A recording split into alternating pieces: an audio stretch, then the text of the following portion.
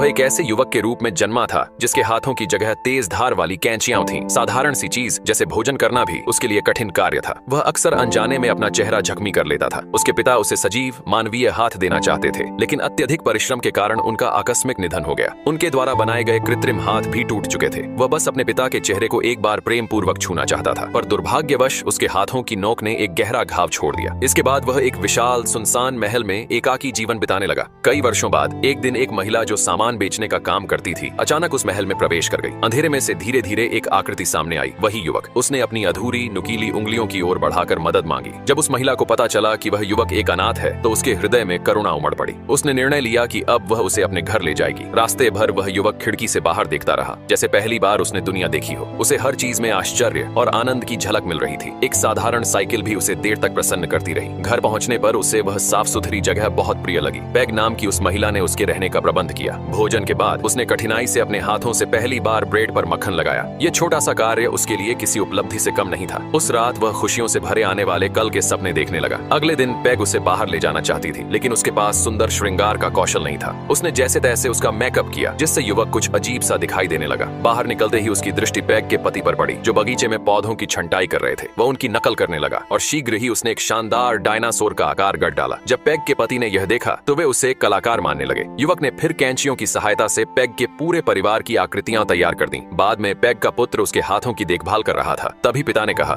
इनमें मशीन ओनियल लगा दो, वरना ये जंग खा जाएंगी। धीरे धीरे आस पड़ोस के लोगों को जब पता चला कि पैग के घर एक बागबानी में निपुण व्यक्ति आया है तो उन्होंने उसका अभिनंदन करने के लिए एक छोटी सी पार्टी रखी। सभी मेहमानों ने एक दूसरे से हाथ मिलाया, लेकिन जब बारी युवक की आई तो सब चुप हो गए। वह स्वयं ही एक कोने में खड़ा हो गया और अकेले अपने विशेष हाथों से बारबेक्यू बनाने लगा। उसी समय एक बुजुर्ग व्यक्ति उसके पास आए और बोले, मैं भी विकलांग हूँ। युद्ध के दौरान मेरी कमर में चोट लगी थी, लेकिन मैंने कभी इसे अपनी शक्ति में बाधा नहीं बनने दिया। लोग क्या सोचते हैं इसकी परवाह मत करो। उन शब्दों में उसे संबल मिला। और फिर जब पड़ोसी उसे अपने हाथों से भोजन कराने लगे तो पहली बार उसे सच्चे अपनापन और प्रेम का अनुभव हुआ।